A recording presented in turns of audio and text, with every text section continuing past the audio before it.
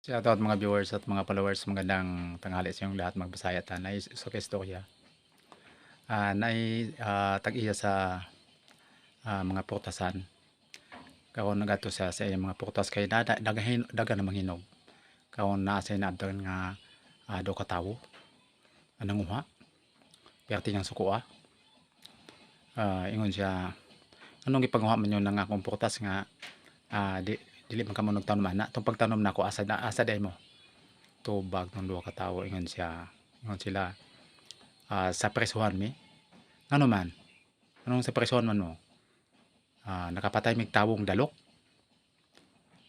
Karon ingon na ang tag-iya sa putasan. Oo, siya. Tuwa pa dito dapit. Oh, dugangin pun inan yung nakuha.